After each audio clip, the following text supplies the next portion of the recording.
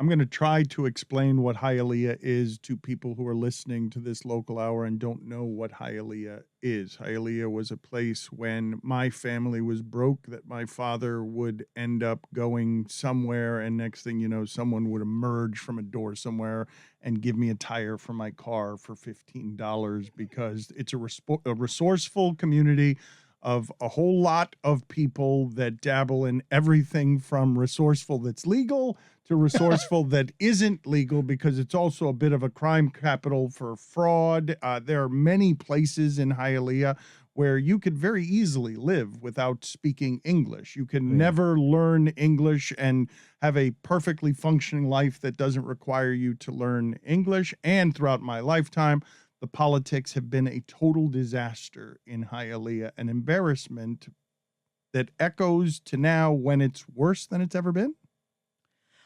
I think that that's a fair assessment. There was actually Hialeah, was always kind of a working class community. There was a lot of Jews there originally. In fact, it's still home to Stephen's Deli, where Udonis Haslam's grandfather still carves the corned beef and the pastrami. Not a lot of Jews left, but I think it's something like 97 or 98% of the households speak only Spanish at home. So yeah, you can get through an entire life in Hialeah without ever learning English. It's a pretty extraordinary community in that regard. It's also home to some famous political scandals. I mean, you had a mayor who was convicted and reelected post-conviction as mayor. The last two mayors, including the current mayor, are actually loan sharks in the so-called Hialeah shadow banking system, in which they make these loans at usurious interest rates, sometimes kind of in a tax gray area, because sometimes not all this shit's on the books, and so they don't always pay exactly the right amount of taxes on it, and there's been some indictments, as the previous mayor, in fact, was indicted. Home to a lot of pretty horrific police corruption, because it's a cesspool within a cesspool, which is to say that, like, the Miami Herald barely covers it because they don't have the resources, they don't necessarily have the sources. When they do, they knock it out of the park because there's extraordinary scandals happening within the city of Hialeah. I mean, three off the top of my head I can think of particularly tragic. One, Trayon Johnson, the brother of Denzel Curry, very talented local but internationally known hip-hop artist who also Tree featured in our documentary Dogfight from 2015. He was a backyard fighter. He was tasered to death by Hialeah police officers. You had the story of Susie Castillo's daughter. She is a Miami-Dade County Public School Board member whose daughter and boyfriend were struck in an intersection by a Hialeah police officer. The daughter was killed, brain dead, as a result of the accident, and ultimately died at the hospital. And the police department essentially covered up what happened and who was to blame for that traffic accident. Third, the case of Menacol, Jesus Menacol, was allegedly a serial sex predator police officer who victimized multiple women, including some girls as young as 17 years old. Instead of firing him and prosecuting him, he was promoted through the ranks at City Hall. You have allegations that the police chief is a Santero or consults Santeros when it comes to his own personal corruption, and the allegations of which have been numerous. I've heard from a previous mayor who says one of his greatest regrets as mayor was that this guy ever became the police chief of the Hialeah Police Department, because it's a total embarrassment. A Santero, for those of you who might not know, is a high priest of Santeria, a religion that, among other things, kills animals, makes animal sacrifices in the name of its God. Forgive me, I just imagine someone listening in Des Moines, Iowa being like, what the hell am I talking about? Maybe they do know, but I'm just going to explain that. All of which makes, I believe I have this right, this is from my childhood, the mayor selling suits out of his car seem quaint by comparison. Absolutely. I mean, if anyone ever shows up at the courthouse in the morning or at a tropical park and you find bones and feathers kind of scattered about, that was probably as a result of an overnight Santeria ceremony praying to Chango or whoever that an outcome at court will will go a defendant's way or what have you. That's always been a part of kind of the Miami culture. There's been multiple Miami Vice episodes that have it's been in and around. Another interesting thing about the community is Hialeah. This is true of Miami-Dade in general, but particularly Hialeah, who incidentally, one of the only precincts in Miami-Dade County that Trump won in 2016 was in Hialeah. But Trump and Hillary Clinton virtually tied in 2016. Hialeah swung 38% in 4 years later in 2020 toward Trump. But it's an interesting community of contradictions. They seem to hate socialism, but yet Hialeah is the #1 city for Obamacare enrollments in the country, one of the top cities for every single socialized and federally subsidized program, be it Section 8 housing, be it Medicare, Medicaid, food stamps, all of love socialism as long as it's not called socialism. But Social Security is okay, even though it has the root word there. You have a community of immigrants who would essentially vote to deport themselves, a community that says that they hate dictatorships and authoritarians, yet always gravitate towards the strongman or the autocrat. And that's no difference in this current mayoral election that's happening this week. You basically have a Trump off. You have a group of guys who are fighting over who's the Trumpiest candidate of them all. And a video emerged this week of early voting at the JFK library in Hialeah, which is a major duty voting site.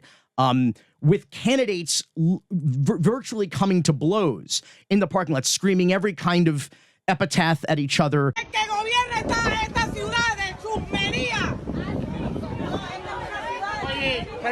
Preferimos gobernar con chumbería que no gobernar con traidores. ¿Quién es el traidor? Usted. Sapingo. Yo soy el traidor. Usted. Yo soy el traidor. Sapingo. Usted. Y tú eres. Y tú eres. Ven, papo. Ven. Ven. Quería hablar mucho antes, vamos.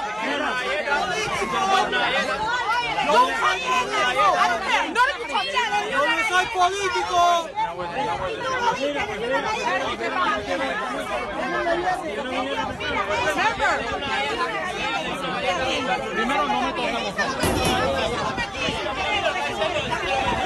This is kind of a staple of Spanish talk radio, and you always hear people being called a communist and or a homosexual. Those seem to be the most common refrains when you're kind of out of ideas and you have nothing to debate on its merits. That's what they yell at each other, which is exactly what's in this video. And people are it's gone viral because it looks like a cockfight is what it looks like. It doesn't look like politics in the United States of America. It looks like sheer and utter insanity. And I'm hearing from people inside Hialeah within the Cuban American community who are utterly humiliated by it. You're doing something if you are a shit show, even by Miami shit show standards. No, seriously, you are. And, it's an achievement. Yeah. And Hialeah has been this for a long time. Yeah. It's a kind of a sordid history, and no one really understands it. It's this insular kind of a world. I often talk about the Game of Thronesiness of Miami-Dade and the 34 municipalities and how people have created these fiefdoms. Esteban Bovo, who was for a moment the front runner, who allegedly got the endorsement in this yokel race. It is one of the 6 largest cities in the state of Florida, but it's still a small single municipality with the endorsement of the former president. But this guy, when he ran for county mayor just last year, he did not get that endorsement. But this is a guy who's famous for in public meetings. If you come to speak at public comment, which, by the way, is a real hassle to do. If you want to engage in with your government, they do not make it easy. They hold meetings at 9 a.m. on a weekday, when people in Miami have 3 or 4 jobs to get to. So you come, you have to sign in, you have to wait for public comment. You only get 2 minutes. You finally come up to the mic. You want to make a statement. And Bovo, back when he was the chairman of the county commission, he would shut people's mics off if he didn't like the content of their speech. And I think the way we are censoring people right now is unconstitutional, and it's infringing on our public opportunity to be heard and speak to our elected officials. So I think we need to change that, and I think this gentleman and every gentleman that was up here deserves a second chance to come up here and address the committee. Thank you for your input. My time is not done. Okay, but I run the meeting, not you. I run the meeting, not you, okay? Chairman, so if you want to speak to the issue, if you want to speak to the issue. Speaking on the issue. Okay. Because of the way the illegal orders of Jimenez and Trump. Thank you, Juan. Thank you. Bobby, just get him out. The people sitting up here don't give a damn about the poor people in Miami-Dade County. Okay, do me a favor. Sarge, out. What did I do? When you guys turned your backs on our undocumented brothers and sisters and neighbors and friends and complied with Trump's fascist detainer policy, and your logic back then was that, oh well, you know, if we don't, he's gonna cut our transit. Yo, Sarge, ask him to please leave. Thank you. Outrageously unconstitutional. Nobody, including the county attorney, who's just a glorified mob lawyer looking to cover up all this chicanery, she let them get away with it. And we created montages of this guy like a wannabe tin pot dictator turning off the microphones of the public who are coming to engage and speak with their government, and the only time that they're allowed to do so. So this kind of behavior is just, but for whatever reason, there's a segment of the population of Miami that just loves that. They love the autocracy. They love the strongman. They love someone to tell other people what it is that they should think and believe and how they should speak. It's not freedom as we were raised to understand it, but it is the kind of government that people apparently in Hialeah crave. There is no legitimate candidate running for mayor of Hialeah this week. There's virtually no legitimate candidates running at all. I mean, you basically have corrupt cops. One of the commissioners is running for re-election is a former spokesman for the Hialeah Police Department who lied with impunity to cover up rape and murder on the part of police officers. So this is, like I said, it's a world inside a world, and I'm hearing from people that, to your point, they've never seen it worse than it is right now, which, again, quite a remarkable achievement. Given the nature of your indignation, given that today is voting day, given that we have been for weeks now talking about some of this stuff, and it has been illuminating to a whole lot of people who did not know how screwed up Miami, South Florida is on this front, levels beyond what anyone could have imagined or what you would imagine in fiction. Don't you feel kind of helpless today that you have been shouting for a long time? You're a historian who loves this area of the country, and it feels like you've lost. It feels like there's not, like when the Miami Herald is looking at Hialeah and being like, there's no one to vote here. There's not. And when Francis Suarez you're sitting here asking for people to protest vote on Francis. He'll win by 80%. Now, mind you, the turnout is like nil. So when he wins by 80%, that's by like 16% of registered voters or 17% of registered voters. He will not have a mandate by any stretch of the imagination, but the vast majority of the people who do go to vote will likely vote for him today. Do I feel hopeless? No, because I'm a renter, Dan.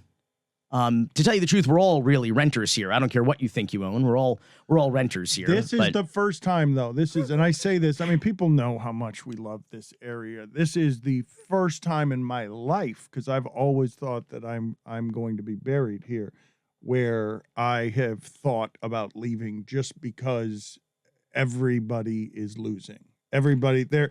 It is such a grift by everyone.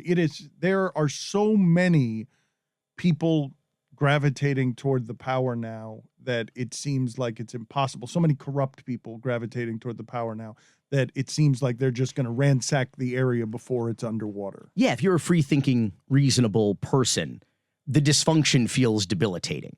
It does. I understand that level of frustration. I certainly share it. And the issue here, but it's been this way for quite some time. It's part of the reason why we're doomed, and we're finally feeling that sense of dread for the first time as Miamians, is that even the people who live here and are from here and are supposed to be our leaders and our representatives here still treat this place like a disposable city, right? Our sole source of revenue, our economy, is based on growth, and growth is simply unsustainable here. We are in a peninsula with a finite amount of resources, with a finite amount of real estate, with a finite amount of clean water that we are literally shitting in every hour of every day. Shitting in our clean water, shitting in our salt water, and all of this water is what drives our economy. Be it the tourism for the beaches, the commerce via the Miami River and the Port of Miami, be it the clean water that we need to sustain life here. It is simply unsustainable. And as we see developers in Brickell breach our freshwater aquifer with the world's or Miami's deepest and most expensive underground parking lot, as we watch the same construction sites, including that of the state of Florida itself, just dumping sediment and crap into the bay, killing the natural ecosystem, killing marine life, and polluting the waters and making it unswimmable and unnavigable. As you see developers getting away with impunity, there was a study this week about the building just south of the Champlain South Towers that collapsed last summer.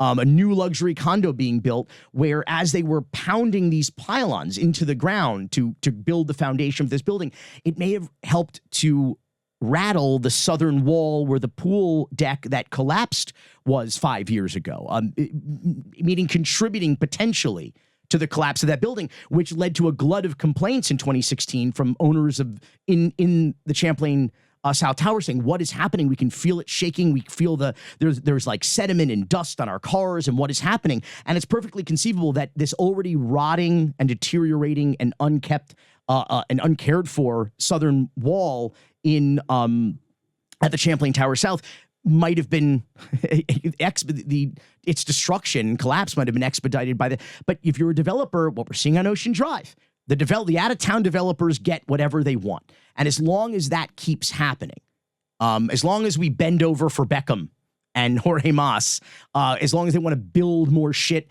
and destroy. You just had a woman in the city of Hollywood who wanted to attend a Halloween party called Hollyweird that they have. She wanted to come dressed as a condo because that city wants to give up a waterfront community center to developers to build a 30-story luxury tower. So as protest, she wanted to come dressed as a condo.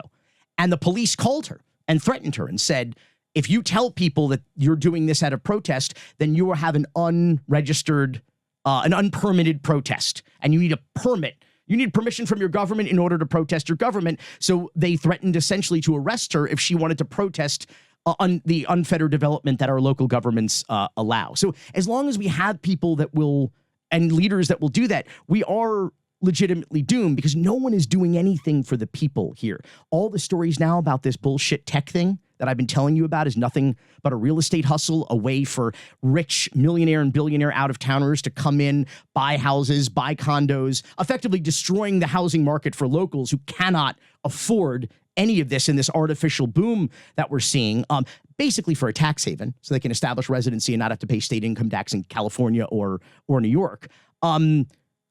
There's no jobs for locals. No locals. Locals in the tech business are leaving Miami to get jobs. What happened to all these opportunities? It's all bullshit. It's all a scam. And so as long as we continue to elect these leaders who are only in it for their own power, who are only in it for their own pocketbooks, yeah, we're going to sink right into the bay and right into the Atlantic Ocean. There's no reversing it, though. Is there, as you're having these climate change meetings after a conservative organization comes out with a report of 180 nation states saying we're at code red on climate change. When you talk about this doom, not to be this apocalyptic on a voting Tuesday morning, but the doom that scares you the most is blank. Is corruption, is cronyism. That's the greatest threat to capitalism and democracy. It's not socialism. Socialism is a boogeyman. It's total bullshit. It's misinformation and propaganda and demagoguery. Socialism is not the threat. The threat is cronyism. The threat is corruption, because that's what tears at the fabric of capitalism. Capitalism is supposed to be meritocracy, right? You have the best ideas, you have the best product, it's safe, it's affordable, the market will decide, right? Not in cronyism, not in capitalism, not when it depends on who your cousin is or what your last name is to get ahead and to make money on the backs of your constituents at the expense of the taxpayers. That's the real threat that a lot of low information voters and a lot of people susceptible to misinformation and demagoguery don't seem to understand in Miami-Dade County and Hialeah in Florida. In the United States, that's the threat. And that's what we see here most of all. Now, what's happening now is you got guys like Francis Suarez who are just trying to grab as much money on the way down as possible. We're sinking, literally and figuratively. We are sinking. These guys are trying to grab as much money for themselves and their families as possible and basically use that money to build an ark that will save themselves and their families and sail that into some kind of higher office as if they were the saviors of a sinking city. And as long as people keep buying that bullshit and keep listening to the nonsense and keep going to listening to the graduates of the University of Facebook, okay, and YouTube Community College, as long as people keep listening to that nonsense and their crazy racist aunts and uncles and these WhatsApp chat groups and Libre and all of these and Radio Mambi and all of these crazy outlets that are just feeding lies and racism and homophobia and anti-Semitism and demagoguery, then we're doomed. There's no pushing back on it, though. There's no winning in the pushing back on it. Dude, we reclaimed the wetlands, and eventually the wetlands will reclaim us. It's just a matter of time. Is it going to be in our lifetime? Is it not? I got to tell you, a lot of these day traders, people like Francis Suarez is a day trader. That's what he is. Every day, it's like a goldfish. Every 7 seconds, it's a whole new world. What do I need to do and say now to get as much money for me and mine as possible at the expense of all of my broke constituents? Tell people what you want them to do today to feel slightly less hopeless. If you have not done early voting, and he has told you in the run-up to this that this is purposely done in a year like 2021 so that people aren't voting, so they don't care, so it's not part of the momentum off-year voting and election push of the country. Tell people today, on the day many people listening to this here locally in Miami might not know even today is the day that they need to be out there voting, but tell the people what it is that they need to know today. Let's look at the early voting stats. Early voting ended on Sunday. Before Election Day, in the city of Miami Beach, turnout has been 15.4%. And that's just of registered voters. That's not 100% of a city with 100,000 people. In Hialeah, 12.1% of registered voters. In the city of Miami, the largest city in Miami-Dade County, a city of 455,000 people, 8.7% turnout. So that means that 20,000 people, maybe with Election Day, what's that going to bump up to? 25,000 people? Let's say it's double. 30,000 people in a city of 455,000 will determine who the leaders will be in the mayor's office and two city commissioners for the next 4 years. So there's no majority of anything making these decisions. It's an off-year election. Turnout is stupidly, embarrassingly low. I'm in Homestead, by the way, city of Homestead, 4.7% turnout. Sunny Isles Beach, 8.3% turnout. I'm inclined to the saying, in a democracy, the people get the government they deserve, but not when the deck is stacked this way, with off-year elections, with low information voters, with the you have guys yelling at each other, coming to fisticuffs in front of an early voting site. This is not how politics should work in the first world. The reason that Joe Carollo can be so empowered in District 3 to be the guy who's running things throughout Miami, and so much so that he fires a police chief trying to do his job, and while bringing in the new police chief, actually cues Godfather music while doing it, is because he knows that there is no stopping him, and he also knows that if there is a stopping him, then the next move is you could just get a bunch of dead people to vote, right? If the turnout, if you can't manipulate the low turnout, then you could probably just rig the system anyway. And get away with it. I mean, when you operate for 40 years the way that Joe Carollo has operated, it's impunity at this point. He knows that he can just walk between the raindrops and nobody is going to do anything to stop him. So what incentive does he have to correct his misbehavior? I mean, when you have a guy who, when confronted just 2 weeks ago with the fact that he was arrested for domestic violence for throwing a tea container at his wife's face leaving a golf ball sized welt, causing their 10-year-old daughter to frantically dial 911 saying, come help, my dad's hurting my mommy. And his response to the Miami Herald reporter is, I never touched her. She walked into the object that was thrown by me at the wall. Like, how do you even reason with someone like that? I mean, classic abuser kind of justifications and literally blaming his ex-wife for walking into the object that he threw at her eye, that he threw at her face. So there is going to be a segment of that district that is going to vote for this guy and possibly reelect him for 4 more years. And that's going to amount to hundreds, if not maybe 1,000 votes. And that man will run the city of Miami while Francis Suarez is busy getting his eyebrows done while charging the taxpayers over $1 million a year to provide him with unprecedented security by the Miami Police Department that no mayor has previously enjoyed. You broke that story this week about why does he need that much protection? Why does he? It's just self-importance. Why does he have that much protection? It's total ego. A while back, there was some crazy guy who made a threat to him and some commissioners. And once he got a taste of that kind of attention, because here's the thing, you walk around, nobody knows who that guy is. Nobody looks twice at him. But you walk around with a bunch of guys in suits with earpieces. You roll in to a restaurant for a quiet dinner, with 3 black SUVs deep. People go, oh, who is that? Who is that? It creates a mystique around you at the cost of the taxpayers. This is a man who has 2 private sector jobs, but yet the taxpayers pay an extraordinary amount for 24-hour-a-day, 7-day-week security, including every single day. They take 3 police officers, A, B, and C shift. There's 3 shifts in a day, off the street from patrolling the neighborhood where he lives, and they're just sitting outside of his empty house. If he's on vacation or the kids are at school and his wife's out or they're out of town, they just so there's 3 less cops on the streets of Miami every single day. That costs over $300,000 a year. Then he has 4 full-time sergeant at arms, including a senior sergeant at arms that makes almost $160,000 a year. 3 additional sergeant at arms.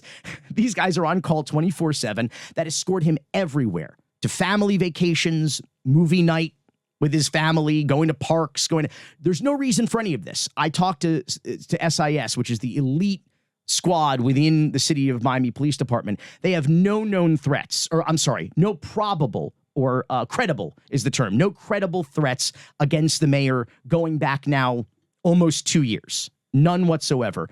And then to boot, let me give you an example. Tuesday night at the Wharf, he's going to have a victory party. I bet you there'll be anywhere from 10, 15, 20 Miami police officers that instead of protecting and serving the city of Miami are basically going to be whack and hut. They're going to be providing private security for no reason for the mayor. And in SIS, this is an elite squad. They actually have to put real investigations on hold, ongoing investigations, so that they can go and babysit the boy mayor. It's embarrassing, and it's a total abuse of city resources and a waste of taxpayer money. How disproportionate is it to what would be the normal security detail for the average mayor or Miami mayor? Good question. His predecessor, Tomas Regalado, had 1 sergeant at arms. That sergeant at arms worked basically banker's hours, 9 to 5, Monday through Friday. Francis has 4 that work basically 24 hours a day, 7 days a week, with extraordinary benefits packages. They get the rental SUVs, fuel. I'm not saying this is a cushy gig per se, but I'm saying that they're well compensated for this gig at the expense of the taxpayers when there are no credible threats against the mayor. In a broke city. In a broke city and the mayor gets a compensation package worth $136,000, including over $90,000 of which is salary, plus 2 private sector jobs at a private equity firm and a law firm, where he's probably making 6 figures on top of 6 figures. Why don't they pay for his security? If there's any threats against the mayor, this is a guy who says he has overwhelming popularity here, right? He won with 80+% of the vote. What is he? There's no threats against him. Nobody's coming after this guy. And if they are, how do we know it doesn't have something to do with his law practice or something to do with the private equity firm? Why don't they cover the cost of this? The fact that the taxpayers have to do it, and the taxpayers not only are doing it, they're paying on top of paying. They're paying these Miami police officers, but they're also not getting the benefit of their actual protection and service on the street. They're just literally parked outside the mayor's empty house, and they're pulling this elite squad, this is special investigative services, who are supposed to be doing high-end narcotics cases, money laundering cases, the heavy-duty shit. They're getting pulled off of the real work for the city of Miami to babysit the mayor during personal grooming sessions, trips to the Everglades, wherever else. It's outrageous. And he'll be reelected today. It's the last chance to tell people what they need to know today. So tell them with your megaphone one last time what they need to know today. Listen, just vote. You know, it's hard to. I don't blame anyone for complaining under any circumstances, but if you don't vote, you're not doing your part to at least try to effectuate some change. So just vote. You know, and at this point, I'm not going to tell you who to vote for. I've already made sort of my you want to call them endorsements, my picks, my recommendations. But the reality is that we just need to vote. And you need to vote every time you get the opportunity to vote, not just in those even years when there's a governor or a presidential race. People can go to your Twitter feed today, though, with your recommendations. You will make your recommendations today on how they should be voting. Yeah, I'll do my best because it is not a best of the worst competition this year in Miami. It is the least worst of the worst. It's kind of like which poop smells the best. I don't really know. Is this the worst you've seen? Like, you've been doing this for a long time. Is this the worst selection of candidates that you have seen? From municipality to municipality, kind of pound for pound, yeah. So not just in the city of Miami alone, but when you consider the totality of the races all over the county, yeah, this is the worst that I've ever seen it. Good people are not participating. Good people are not running for office. It's mostly narcissistic, power-hungry, greedy criminals. But the least bad can be found at Billy Corben on Twitter. I'll try. I'll do my best, Dan. Thank you, sir. The U is back, baby. Coming up next, we have Marc Caputo, the senior writer for Politico. I make that Hispanic, even though it is not. He wrote about the dirtiest cop in Miami's history. We cover that and other things with him. A lot of ground I want to cover here with Marc Caputo, who is a senior writer for Politico. We told you about his article last week about Javier Ortiz, the worst cop in Miami history, even by some pretty impossible standards to meet. The story is How Do Bad Cops Stay in Power? Just look at Miami. Want to start there with Marc, and thank you for joining us, Marc, but want to cover a number of different things with you. When you were reporting that story, how surprised were you as a veteran reporter of some of the things that you were finding there, even understanding that the system is broken and corrupt? I wasn't surprised because I've watched Javier Ortiz operate in the city of Miami like a slow motion train wreck. And the reality is, like, I didn't do a lot of original reporting here. I read the Miami Herald and the Miami News Times and saw the local TV news coverage and read what they had to say. And I talked to people. So it was just unfolding over time. What was just surprising just overall was no one had put it all together. Like, more than a decade worth of arguably bad behavior or an overwhelming number of citizen complaints about bad behavior. So I just wanted to find out why. It wasn't surprising, but the question is why? And it's just, there are just all of these different protections that police have. And then in Javier Ortiz's case, because he was a union boss, that the unions also have. And they all blended kind of perfectly with his personality to kind of make him, as I described him as the least fireable man in Miami with a badge and a gun. How unusual is Miami's situation compared to other cities? When you talk to experts across the country, they say it's not unusual. That when you have things like the state of Florida, state legislature years ago passed the Law Enforcement Officers Bill of Rights. The idea was police don't have enough rights. They need more rights. And in fact, the rights they have exceed that of most workers in any other industry, if not all workers in any other industry. You also have union protections that are woven in to the collective bargaining agreement that are struck with the city.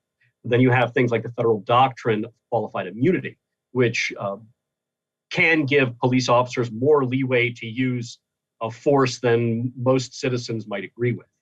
So, those things kind of combine together, kind of help explain not only Javier Ortiz, but police throughout the nation. Derek Chauvin had a number of citizen complaints. And in fact, if you look at the Minneapolis Police Department, where Derek Chauvin was the police officer who had infamously killed George Floyd, that is a great example of a police department that kind of operates as its own independent kingdom, where you also had a very outspoken union boss who could kind of do whatever he wants and sort of got away with it as well. Chauvin, obviously, at the end, didn't, because it was kind of caught on video, a shocking murder, as a jury later declared.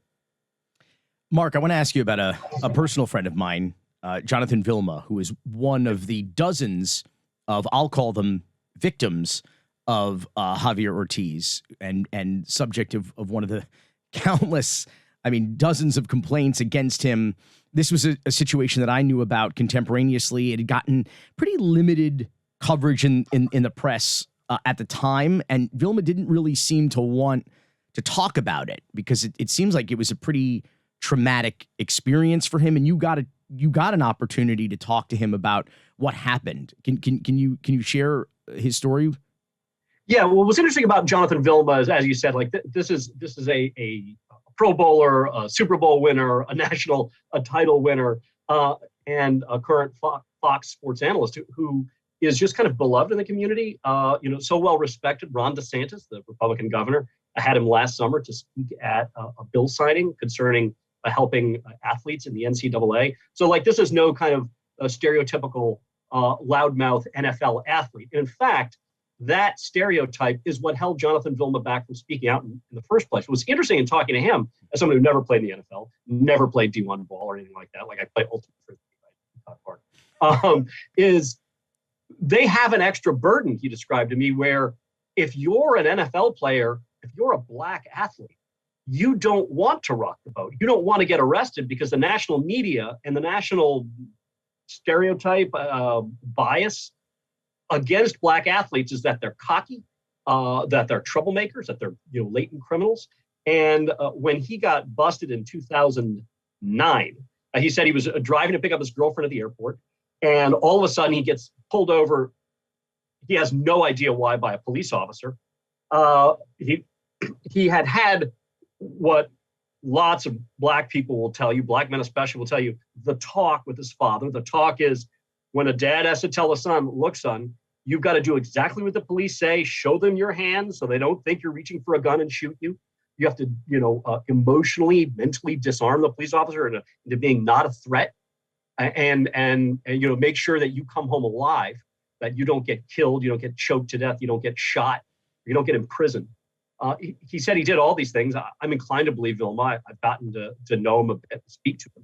Yet the next thing he knew, he had a gun pointed at his head and wound up getting carted off to jail. The next thing you know, someone leaks the information that at the time, 2009, the National Football League star linebacker for the New Orleans Saints was arrested in Miami. And it went exactly as he said, is that, people were portraying him as the criminal, right? Because there's a bias toward law enforcement, especially media, where if police make an arrest, it's presumed that the person who got arrested is wrong. And so he was quiet about it for quite some time. But Vilma finally came out and spoke about it. He talked about it, like saying that in Miami, the police captain, Javier Ortiz, he was a sergeant at the time who arrested him, was a stain on the department. But what I thought was really interesting in the piece I wrote in Politico was that Vilma described that burden of being a black athlete, the burden of being a black man. He said that his father, which I thought was interesting, was more upset than he was about the wrongful arrest because every black male, Vilma's black, in his family had been wrongfully arrested for something. And Vilma was the one guy who wasn't going to get arrested, but by virtue of driving while black, he was. You mentioned DeSantis. I know Billy's got some DeSantis questions lined up for you. He must. He has them at the ready wherever and whenever he's near a microphone. I don't know if they're questions. I ask people on the streets about them here in Ocean Drive. I get blank stares mostly. I don't anticipate getting a blank stare back from Marc Caputo on this. You had mentioned. That's my resting face is blank stare. Yeah, you had mentioned Ron DeSantis. I try to convince people that, the Miami of today is the America of tomorrow. I mean, we're looking at least by my count, 5 or 6 potential Florida men who could be in contention for the Republican nomination for president in 2024. I mean, people who have at least hinted that they may run. I mean, that includes sort of the Matt Gaetzes and the Roger Stones, the people who are, you know, kind of have teased it. But like, there's a lot of, I don't know, there's another state with that many potential contenders, legitimate or not. And Ron DeSantis is certainly polling amongst the top of them, not only in the state of Florida, but the top of a lot of Republican polls for the 2024 Republican primary. And so making a lot of news. You've been covering well before Politico at the Miami Herald. You've covered the state government. And a pastime of the Florida legislature, it seems, is knowingly passing unconstitutional legislation. I mean, I don't know if it's symbolic, if it's political, if it's what I like to call the opposite of virtue signaling. It's kind of like, you know, these culture war kind of laws that most of the lawmakers are lawyers themselves. So they know that this shit doesn't pass muster. I think in the last legislative session or two alone, I've got 4 of them. The social media law. There was the limiting donations to the state constitutional amendment law. There was the sanctuary cities law. There was the anti-protest bill, all of which at some point along the way this year have been found to be at least in part unconstitutional. And now there is this so-called elections reform bill. This is coming off the 2020 election in which Ron DeSantis himself proudly declared Florida had one of the best and safest and most secure and accurate elections in history. And yet the first thing they go and do is create this elections reform bill, which was apparently written in part by the Republican Party of Florida. So let's first talk about this bill, and let's talk about the reason why, just when I thought I couldn't hate the Gators anymore, what the University of Florida has done. So let's start first. What is this law that is being litigated now? Well, let me start off with the spin that you're hearing on the left, that it's Jim Crow 2.0. I mean, the reality is in Florida, you still have election day. You have 8 to 14 days of in-person early voting. You have about 30 days of absentee ballot voting by mail. So it's not, you know, hold a gun to people's head and voter suppression. That said, as you pointed out, like the justification for passing this law is very slim, and it was done for partisan reasons. Republicans did talk about ways to give them an ballot box. There were 4.8 million or so absentee ballots cast by mail. About 1.4 million of them were this election put in drop boxes because, you know, there was COVID. And so the idea was like, let's make it easy for people to vote. Let's allow them to put it in a drop box if they need to. Let's not trust the mail system, right? So let's make it easy. Well, you know, the legislature didn't like that because the Republican legislature, Democrats started to vote strongly by absentee ballot, vote by mail. So that was kind of whacked. And there was emails actually that reveal the conversation amongst Republicans, right? That revealed between Joe Gruters, who's a state senator and the Republican Party of Florida chairman, and Blaise Ngolia, who is a state rep and was the former Republican Party of Florida chairman, where they were kind of, I don't have the article in front of me that my colleague Gary Feinert wrote in Politico, where they quite clearly talked about and fretted about the advantage that Democrats were racking up in voting by mail, which, you know, if you step back and you look at it, remember this in 2020. Donald Trump won Florida in 2020 by a bigger margin than Barack Obama won Florida in 2008 in Obama's landslide.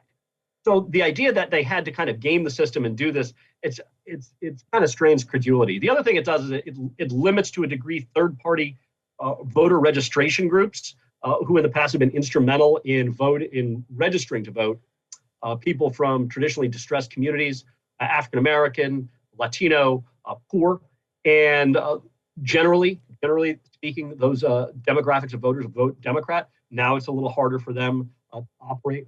So, you know, those are a few of the provisions that were made simply because the Republican Party and the Republicans who run the legislature wanted to be able to kind of make it a little more difficult in these respects for Democrats to vote. Again, you know, I do make the comments that it is still relatively easy to vote in Florida. Last thing is, there is a list that you can get on to get an absentee ballot mailed to you, a standing list. And they passed a law to make sure that there were exacting matches between your application and your actual driver's license number or your social security number. It's a new rule. Well, there's like 600,000 voters in the state of Florida where they don't have those exact matches. That's according to Dan Smith, who is one of the premier political scientists in the nation and definitely the premier political scientist in Florida. he happens to be the political science professor or the director of the political science program at the University of Florida. So a coalition of liberal groups, of voting rights groups, the NAACP, have sued over this law, and they want Dan Smith to testify because Dan Smith's an expert, and Dan has also testified in previous cases against the state when they've passed other voting restriction laws. I'm thinking of the 2011 House Bill 1355 that was passed, which he testified in also in felons' voting rights cases. Not an uncommon thing for law professors to participate in this litigation. Correct. And again, like if you want expert witnesses, this guy's the expert on that stuff in Florida. But Mark, we've been hearing a lot from DeSantis about the First Amendment, about freedom of speech, particularly in the world of academia, right? In schools. And so this seems to fly in the face of that. It seems that if not the governor himself, then certainly the state is putting pressure on the University of Florida, on our flagship, state university, to censor free speech amongst law professors. Is that not fair assessment? Well, we don't know what DeSantis has done or not done. We do know there's an irony here because this week the Board of Governors of the state university system is going to be talking about the importance of academic free speech. So bad timing by UF to do this. I think what you're seeing here is what you see in political organizations where apparatchiks try to anticipate what the head of the apparat wants, and they act accordingly, like people being more Catholic than the Pope. So you saw this with Rick Scott, for instance, when he was governor. Remember, there was an edict sent out in the Department of Environmental Protection, DEP, aka Don't Expect Protection, where they weren't supposed to talk about climate change. They weren't supposed to use the phrase climate change. They banned the word. They banned the term. Right. Rick Scott never sent, for the best available evidence we have is Rick Scott never said that. But it's an example of these apparatchiks who want to kind of please the head of the apparat, who anticipate what he wants and want to give him a win, want to punish his enemies, want to clear a glide path or foam the runway. What you see with DeSantis here is he is becoming, if not is the most powerful governor I've seen in the state. He has got an incredibly united base. He has an increasingly reddening state. He has a big national profile. Almost anything he says is news. And legislators in the Republican-led legislature fear him. And so he's getting anything he wants. So for instance, he is, without consulting the heads of the legislature, he called them into a special session to ban vaccine mandates. Boom. That's just how it is. Even though previously he suggested he wasn't really for it, now he is going ahead and doing it, and the legislature is going to go right along because the politics for them are right. Last question also about the governor's cabinet. Not the first controversy involving the University of Florida. And in what I'm alluding to is the Surgeon General, in fact, in recent weeks. Can you tell us about that? He's getting paid maybe $500,000. Dr. Latipo from UCLA. The most recent controversy was reported by the Florida Politics website, where he's anti-mask. The Surgeon General of Florida is suggesting that vaccines don't work very well. And some of the statements he's made about the commonality of infections among vaccinated people is, according to people who research this, wrong. He met with the Democratic state legislator, State Senator Tina Polsky, who wanted him to wear a mask indoors, and he refused. And so she basically booted him out of his office. She also was recently diagnosed with breast cancer and starting radiation therapy that week. That is true. Now, it should be pointed out, and it hasn't received a lot of coverage, while that is true about the state senator, she has not been wearing a mask inside the Florida Capitol. She has been photographed cheek to cheek next to some friends or a fellow state senator, both of them maskless. But nevertheless, the leader of the Florida legislature, or better said, the Florida State Senate, Senator Wilton Simpson, has come out on the Democrat side and said, look, you need to be more respectful. This he didn't say it was a jerky move, but he basically said it was a jerky move. That having been said, as I said before, DeSantis gets what he wants. It is highly unlikely that the Florida State Senate, which is in charge of confirming appointees such as the Surgeon General, will ultimately bounce him. But now, in the older days, this guy got like a 51. This guy's is being paid how much more than the previous Surgeon General? Like 51%. Well, he's getting something like that. He's getting paid like $500,000, $500,000. So, but in part because they're they gonna go a long way. fast-tracked some sort of professorship at the University of Florida, which sort of is further abuse of the public university system in this state. Or am I off base? I will leave that for people to make up their own minds. Fair enough. There's certainly a lot of hand wringing in academic circles about what's happening to the University of Florida, the flagship university. That everyone said that's a Miami hurricane. It doesn't really pay me too much to see the University of Florida get that. But there's a lot of political drama. Say that again, Mark. Say that again, please. You were going in and out. Just say that again, please. There has been a lot of drama at the University of Florida, and as a Miami hurricane, that doesn't necessarily break my heart. I am kidding.